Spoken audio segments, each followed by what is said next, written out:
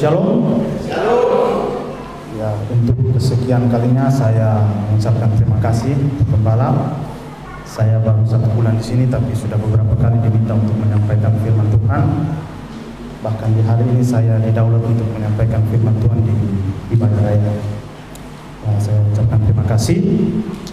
Nah, Bapak Ibu saudara-saudara sekalian, hari ini kita telah memasuki hari yang keempat di bulan Oktober tahun 2020, dan di bulan ini gereja kita akan mengusung sebuah tema, yaitu tentang gereja. Nah, saya ketika pertama dengar bahwa gereja ini akan mengusung tema gereja, saya pikir ini materi biasa seperti itu. Tapi yang jadi persoalannya adalah ketika Bapak Gembala mengatakan bahwa minggu pertama temanya adalah mempelai Kristus. Bagi saya ini tema yang cukup berbahaya, maksudnya penyampainya butuh berhati-hati. Karena setahu saya tema mempelai Kristus ini berkaitan dengan salah satu doktrin dalam kekristenan yang cukup penting, yaitu mengenai eskatologi. Eskatologi itu sebuah ajaran dalam kekristenan yang berbicara tentang peristiwa-peristiwa terakhir ketika Tuhan Yesus datang kembali pada kali yang kedua. Nah, itu berbicara tentang eskatologi. Dan kalau mau dikaitkan antara tema mempelai Kristus dan eskatologi, maka referensi yang biasanya paling banyak dipakai itu adalah data-data dalam kitab Wahyu. Saya boleh jujur bahwa kitab Wahyu adalah kitab yang selalu saya hindari, karena untuk memahami dan menafsirkan kitab ini perlu cara yang secara khusus. Tapi saya bersyukur dengan adanya tema mempelai Kristus ini, saya beroleh pengetahuan yang baru, khususnya dalam perhubungan terhadap kitab Wahyu. Nah, Bapak Saudara, kalau kita lihat tema ini, mempelai Kristus. Mempelai Kristus itu adalah sebuah istilah yang dipakai untuk melukiskan jemaat Tuhan, melukiskan gereja dalam seluruh Alkitab.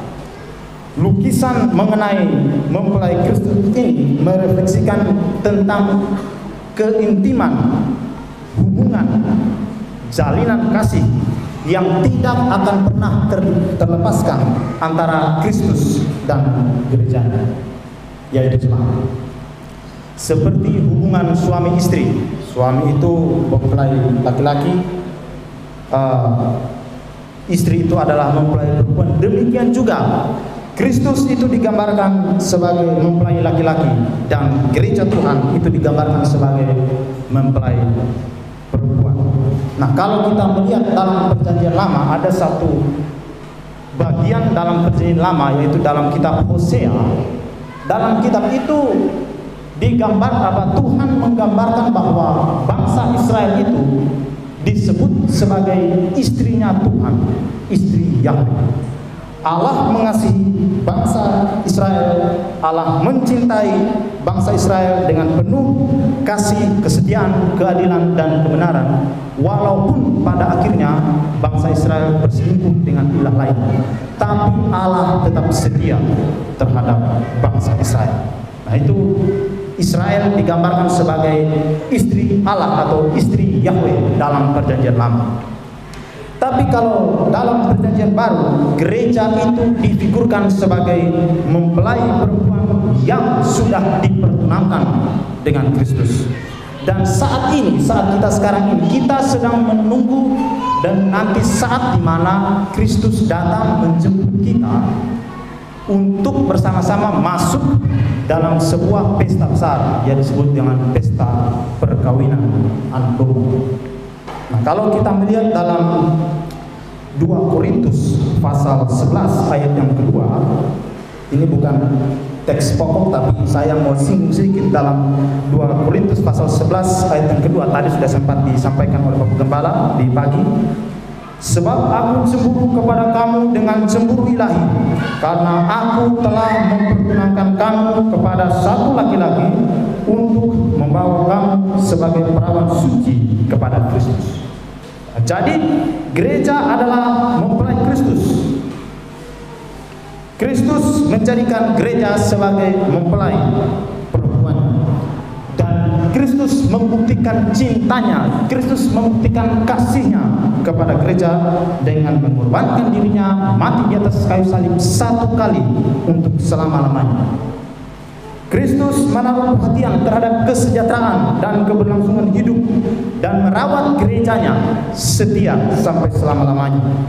Hingga pada akhirnya akan ada saat di mana Kristus datang sebagai mempelai laki-laki, menjemput gerejanya sebagai mempelai perempuan untuk dipertemukan dalam suatu ikatan surgawi di surga yang tidak akan pernah terlepas sampai selama-lamanya. Nah, kalau saya sebutkan ikatan perkawinan, perkawinan di sini bukan perkawinan dalam pengertian kita sehari-hari. Ya, ada seorang laki-laki dan perempuan bertemu, menikah dan seterusnya. Bukan. Perkawinan yang dimaksud adalah kesatuan secara rohani. Jadi saat ini dalam tanda kutip kita terpisah dari Kristus. Maksudnya terpisah dalam arti ya mungkin secara fisik. Kristus ada di surga, sekarang kita ada di dunia. Tapi perkawinan yang dimaksud adalah kita akan bersatu bersama-sama dengan Kristus sampai selama-lamanya. Dan itu adalah puncak dari kehidupan gereja, puncak dari kehidupan orang Kristen, dan momentum yang paling indah dan ditunggu-tunggu oleh setiap orang, di mana gereja, jemaat Tuhan, orang percaya akan bersanding dengan Kristus sampai selama-lamanya. Nah, lalu pertanyaannya adalah untuk bisa bersatu dengan Kristus secara rohani sampai selama-lamanya, kriteria-kriteria apa saja yang harus dimiliki oleh seseorang sehingga dia bisa dapat dikatakan bahwa dia itu adalah mempelai perempuan yang layak untuk dipertemukan dengan Kristus. Nah, tema perenungan saya pada saat sore hari ini adalah mengenal kriteria mempelai Kristus. Mari kita buka kitab Wahyu pasal 19 ayat 6 sampai 8. Kitab Wahyu pasal 19 ayat 6 sampai ayat 8. Lalu aku mendengar seperti suara himpunan besar orang banyak, seperti desau air bah dan seperti deru guru yang hebat, katanya, haleluya, karena Tuhan Allah kita yang maha kuasa telah menjadi raja. Marilah kita bersukacita dan bersorak-sorai dan memuliakan Dia, karena hari perkawinan anak domba telah tiba dan pengantinnya telah siap sedia. Dan kepadanya dikaruniakan supaya memakai kain lenan halus yang berkilau-kilauan dan yang putih besar. Lenan halus itu adalah perbuatan-perbuatan yang benar dari orang-orang kudus. Nah, teks yang baru saja kita baca ini adalah penglihatan Rasul Yohanes, rasul terakhir, murid terakhir Yesus Kristus yang pada waktu masih hidup. Dia mengalami sebuah penglihatan, dia melihat keadaan di surga, dan pada saat itu dia melihat ada begitu banyak orang yang bergembira. Mereka bersukacita, mereka memuji Tuhan, mereka bersorak-sorai memuliakan Tuhan karena Tuhan adalah raja atas mereka. Tetapi mereka juga bersukacita karena di saat itu akan dimulainya pesta perkawinan anak domba. Dan kegembiraan ini mereka ungkapkan dan mereka lukiskan ke dalam nyanyian. Nyanyian yang baru tadi, ayat yang tadi kita baca itu adalah nyanyian di surga. Mereka sangat bersukacita, bergembira karena saat yang dinantikan dan yang ditunggu-tunggu oleh semua umat manusia, yaitu masuk ke dalam pesta perjamuan kami anak domba itu telah tiba. Ini adalah peristiwa yang paling ditunggu-tunggu, paling dinanti-nantikan, karena di pertunangan kali ini, di pesta kali ini, mereka menyaksikan perayaan dari pesta tersebut. Nah, kalau kita melihat konteks ayat ini sebenarnya dia tidak menjelaskan tentang hubungan kasih dalam pertunangan. Jadi ini bukan berbicara tentang pertunangan, tapi melainkan telah mempertemukan, telah dipertemukan dalam suatu ikatan perkawinan. Kalau dalam pertunangan itu gereja ada di bumi, Kristus ada di surga. Tapi kalau dalam pernikahan itu dua-duanya sudah berada di surga. Dan ini adalah peristiwa yang sangat dinantikan dan sangat ditunggu-tunggu. Lalu pertanyaannya adalah kapan Kalau pertunangan itu di dunia, kapan kita bertunangan dengan Kristus? Ya, itu pertanyaannya. Sebenarnya pertunangan antara Kristus dan gereja itu sudah dimulai secara sah ketika setiap orang percaya menaruh kepercayaannya kepada Kristus. Saat itulah kita sudah dipertunangkan dengan Kristus. Dan pada saat itulah Roh Kudus dimeteraikan atas kita. Dan legalitas dari pertunangan itu sudah dibayar oleh Tuhan Yesus di kayu salib. Jadi sejak kita percaya Yesus, saat itu kita sudah dipertunangkan. Kemudian kalau dalam pertunangan itu kan ada ini ya, cincin ya, mas kawin. Nah, terus kalau kita bertunangan dengan Kristus, kita dapat mas kawin apa? Ya, Roh Kudus itu adalah mas kawin. Roh Kudus itu adalah jaminan. Roh Kudus yang berada dalam kehidupan orang percaya itu adalah mas kawin dan jaminan sampai kita memperoleh semua bagian dalam kerajaan surga. Jadi Roh Kudus yang ada di dalam diri kita orang percaya saat kita pertama kali percaya kepada Kristus itu adalah jaminan. Kalau dalam istilah mau apa? Kredit rumah itu DP. Roh Kudus itu DP. DP untuk apa? Karena kalau kita tahu bahwa diri kita Roh Kudus, maka kita percaya bahwa suatu saat kita akan bertemu dengan Kristus. Jadi Roh Kudus itu legalitas apa? DP-nya atau mas kawin yang kita peroleh dari pertunangan dengan Kristus. Jadi secara rohani gereja sudah dipertunangkan dengan Kristus, atau kalau meminjam kebiasaan dan adat di timur, kita sudah dinikahkan dengan Kristus. Tapi yang belum terjadi apa? Pesta pernikahannya. Sudah dipertunangkan, sudah dinikahkan, tapi pestanya belum selesai. Nah, kenapa pestanya itu belum dikerjakan? Nah, ini saya melihat dari adat budaya timur, khususnya di Israel itu, seseorang yang sudah ditunangkan itu sudah sama dengan menikah. Jadi kalau di Israel bertunangan itu sudah sama dengan menikah. Nah, tapi pesta untuk peneguhan pernikahannya, pesta untuk disaksikan oleh khalayak umum, oleh tamu-tamu itu terjadi pada hari-hari tertentu sesuai kesepakatan. Ini budaya di timur.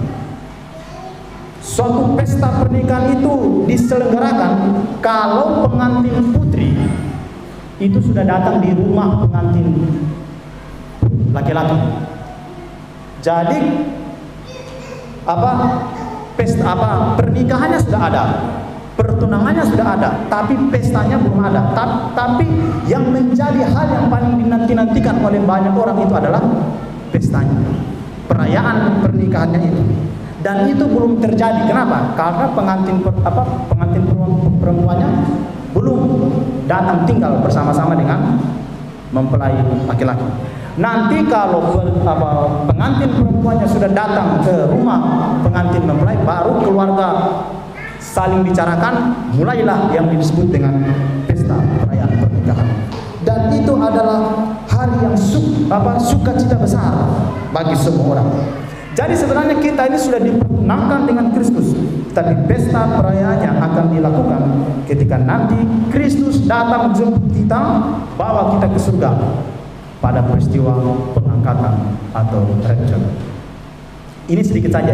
Saya tidak tahu paham apa yang diajarkan di sini, tapi saya secara pribadi berdasarkan hasil pembelajaran saya percaya bahwa saat ini kita yang saat ini orang percaya pada masa ini masih menunggu kedatangan Kristus pada saat pengangkatan. Jadi peristiwa yang saya pahami dan saya percaya itu adalah bahwa orang percaya, orang yang sungguh-sungguh percaya kepada Kristus tidak akan pernah masuk ke dalam masa kesusahan besar atau masa tribulasi besar selama 7 tahun. Kenapa? Karena sebelum itu gereja sudah diangkat, Roh Kudus dan orang percaya sudah diangkat ke surga.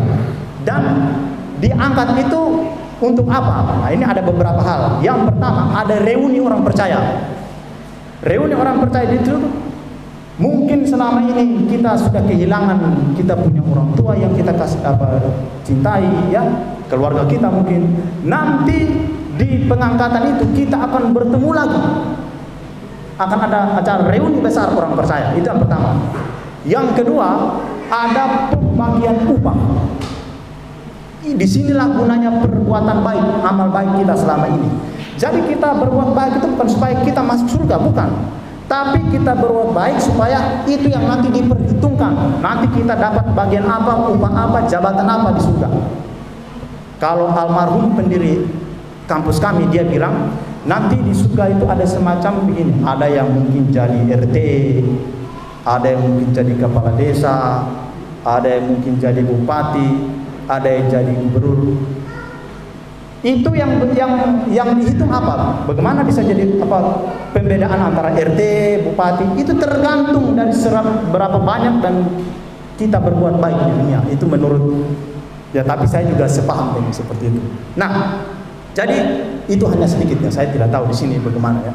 Nah, tapi kalau kita kembali ke ayat ini tidak sekedar menjelaskan tentang perasaan mereka yang dimana mereka begitu bahagia ketika dimulainya pesta perkawinan tersebut. Tapi ayat ini secara eksplisit menjelaskan tentang kriteria-kriteria apa, hal-hal apa yang harus dimiliki oleh seseorang sampai dia mendapatkan titik di mana dia adalah mempelai perempuan yang siap masuk ke dalam pesta perkawinan. Saya melihat di sini ada dua kriteria dan dua syarat yang harus dimiliki oleh seseorang sehingga dia bisa sampai pada titik di mana dia memiliki kriteria sebagai mempelai Kristus atau mempelai perempuan agar dirinya layak masuk dalam pesta perkawinan anak domba. Kriteria yang pertama itu adalah dia harus mempersiapkan dirinya dengan iman. Dia harus mempersiapkan dirinya dengan iman. Coba kita perhatikan ayat 7 dari Wahyu 19 ini. Marilah kita bersukacita dan bersorak-sorai memuliakan Dia, karena hari perkawinan anak domba telah tiba dan pengantinnya telah siap sedia. Nah, garis bawahi kata telah siap sedianya.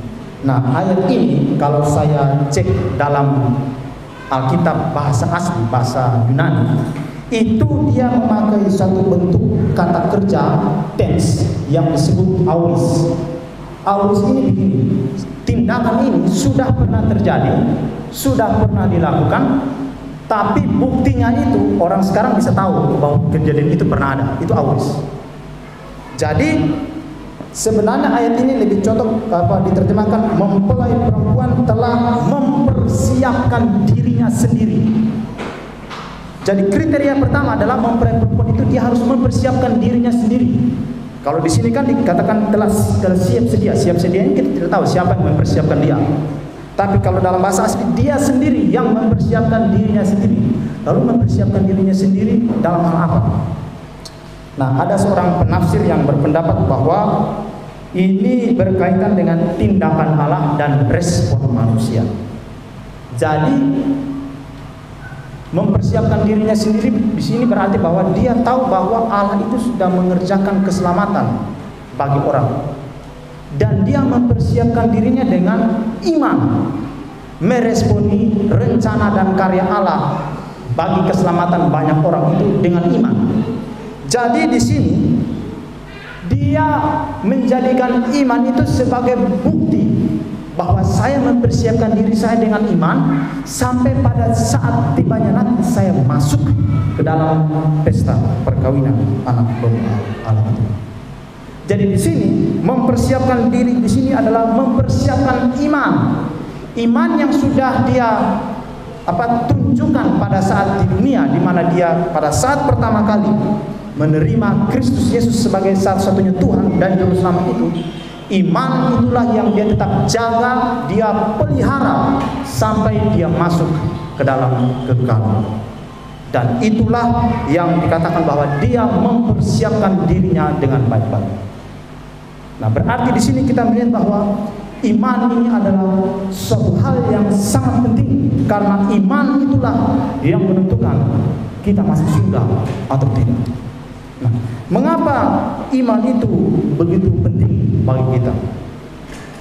Coba kita lihat Ibrani 11 ayat 6. Kita ke ayat ini dulu. Ibrani pasal 11 ayat yang ke-6. Ibrani pasal 11 ayat yang ke-6 itu bilang begini. Tetapi tanpa iman tidak mungkin orang berkenan kepada Allah. Perhatikan, tanpa iman tidak mungkin orang berkenan kepada Allah. Ada banyak orang berbuat baik, ada banyak orang beramal, tapi kalau dia tidak punya iman, ayat ini bilang apa? Dia tidak berkenan kepada Allah. Iman dalam standar Kristen itu adalah suatu standar yang sangat penting dan sangat menentukan. Tapi kalau kita mau berbicara lebih jauh, iman bukan saja tidak, kalau tanpa iman tidak mungkin orang berkenan kepada Allah, bukan hanya sampai di situ. Coba kita lihat Roma pasal 14 ayat 23. Roma pasal 14 ayat 23. Roma pasal 14 ayat 23.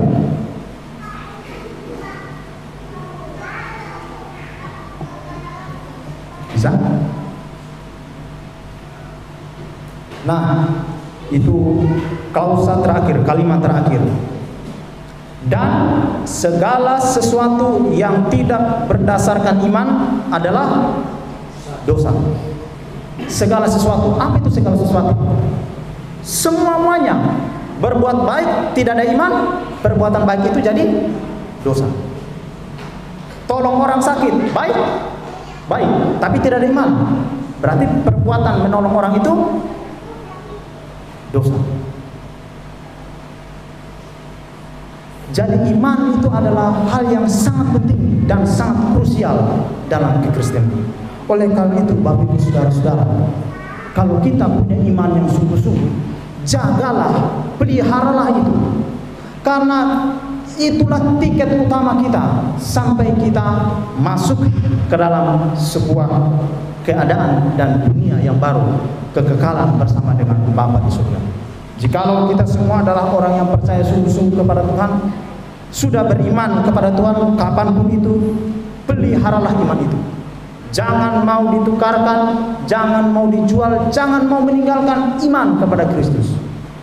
Karena tadi Ibrani pasal 11 ayat 6, tanpa iman tidak mungkin orang berkenan kepada Allah, dan Roma 14 ayat 3, tanpa iman segala sesuatu, perbuatan baik, tolong orang, semuanya itu adalah dosa. Iman itu adalah hal yang sangat penting bagi kita. Jadi itu yang pertama.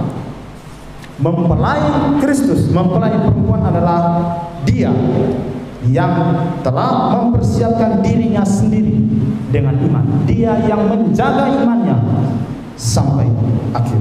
Yang kedua, yang terakhir, kriteria mempelai Kristus adalah melakukan kebenaran selama di bumi. Melakukan kebenaran selama di bumi. Coba kita perhatikan ayat yang ke-8 dari Wahyu pasal 19 tadi. Wahyu 19 ayat 8, dan kepadanya dikaruniakan supaya memakai kain lenan halus yang berkilau-kilauan dan yang putih bersih. Lenan halus itu adalah perbuatan-perbuatan yang benar dari orang-orang kudus. Nah, kriteria kedua bagi seorang mempelai Kristus yang dianggap layak untuk masuk ke dalam pesta perjamuan kami anak domba adalah memakai lenan halus yang berkilau-kilauan. Kain lenan halus yang di sini dijelaskan perbuatan-perbuatan benar yang lahir dari orang-orang kudus. Berarti perbuatan-perbuatan yang dihitung itu, perbuatan-perbuatan benar yang dihitung itu adalah perbuatan-perbuatan yang dilakukan oleh orang-orang kudus. Orang-orang tidak kudus bisa berbuat benar? Bisa. Tapi apakah itu dihitung? Tidak. Hanya orang percaya yang melakukan kebenaran, yang melakukan perbuatan baik, itulah mereka yang layak masuk ke dalam pesta perjamuan kami. Jadi di sini saya mau tegaskan adalah perbuatan dari orang-orang benar, dari orang-orang kudus. Jadi di sini buat baik dulu, baru jadi beriman, atau beriman dulu baru berbuat baik. Perbuatan-perbuatan benar dari orang-orang kudus. Orangnya dikuduskan dulu, orangnya percaya dulu, orangnya beriman dulu, baru perbuatan baik, perbuatan benar yang dilakukan dia itu dihitung. Jadi walaupun berbuat baik, walaupun berbuat benar, tapi bukan orang benar, jangan harap masuk ke dalam pesta perjamuan kami. Jangan harap orang yang beramal, orang yang rajin berbuat baik, sesaleh-salehnya apapun, tapi dia bukan orang benar, dia bukan orang beriman, Alkitab bilang dia bukan orang yang layak di hadapan Tuhan. Jadi di sini Bapak Ibu saudara-saudara sekalian, perbuatan baik penting, tapi perbuatan baik itu menyusul dari tindakan langkah awal kita, iman yang lahir kepada Tuhan. Kalau kita merasa bahwa diri kita adalah orang percaya, yang sudah percaya sungguh-sungguh kepada Tuhan, menerima Kristus Yesus sebagai satunya Tuhan dan Juru Selamat pribadi ke dalam hidup kita, maka tuntutan kedua adalah hasilkanlah perbuatan-perbuatan baik, hasilkanlah perbuatan-perbuatan kebenaran. Bagaimana orang bisa tahu bahwa kita ini orang Kristen? Bagaimana kita bisa tahu Kristus ada dalam diri kita, tapi perbuatan kita sama saja dengan mereka? Kan seperti begitu. Tapi yang membedakan kita dengan mereka adalah kita adalah orang benar, mereka bukan orang benar. Kita menghasilkan baik atas dasar iman kita yang sudah kita bangun di hadapan Tuhan. Saya mengutip dua penafsir. Penafsir yang pertama Henry Alford dan Lilly. Yang dimaksud dengan motif pakaian ini adalah perbuatan-perbuatan yang dihasilkan oleh karena persekutuan dengan Kristus. Jadi orang yang bersekutu dengan Kristus, orang yang bergaul dengan Kristus, orang yang beriman kepada Kristus, secara otomatis dalam dirinya harus memunculkan dan menampakkan perbuatan-perbuatan kebenaran, perbuatan-perbuatan baik. Leon Morris, pakaian itu adalah kekudusan hidup orang percaya selama di bumi. Jadi perbuatan-perbuatan baik yang kita lakukan itu, walaupun bukan itu menentukan kita masuk surga atau tidak, tapi itulah yang menentukan. Tadi saya sudah jelaskan, kita nanti dapat apa di surga. Jangan sampai, maaf, ada saya punya teman bilang begini, kalau begitu yang penting percaya saja kepada Tuhan Yesus, biar jadi tukang sapu di halamannya surga saja tidak apa-apa. Seperti begitu. Ya mungkin dia agak benar, tapi apakah begitu cara berpikir orang Kristen? Seharusnya tidak begitu. Walaupun masuk surga, perbuatan baik, perbuatan kebenaran itu harus terus kita lakukan. Karena apa? Karena itu adalah identitas kita, ciri khas kita sebagai orang Kristen. Maka selama kesempatan hidup di dunia ini masih ada, pergunakanlah sebaik-baiknya. Hasilkanlah perbuatan baik dan yang benar, perbuatan yang lahir dari iman, yang sungguh-sungguh percaya kepada Tuhan Yesus sebagai satunya Tuhan dan Juru Selamat. Karena perbuatan baik yang kita lakukan selama di dunia ini menyertai kita di surga nanti. Selain menerima upah, ya seperti saya sebutkan tadi, diperhitungkan juga ketika masuk ke dalam sebuah pesta yang paling dinanti-nantikan oleh semua orang percaya di dunia. Kalau hari ini, malam ini, Tuhan Yesus datang sebagai mempelai laki-laki, mau jemput kita mempelai perempuan, bawa kita ke surga. Pastikan bahwa kita sudah memenuhi kriteria ini. Pertama, mempersiapkan diri dengan iman, dan yang kedua, selalu melakukan perbuatan baik, perbuatan benar selama hidup. Kiranya Roh Kudus menolong kita untuk melakukan firman Tuhan. Amin. Saya ajak Bapak Ibu Saudara untuk mengambil saat teduh sejenak sembari kita mempersiapkan diri untuk masuk dalam perjamuan suci.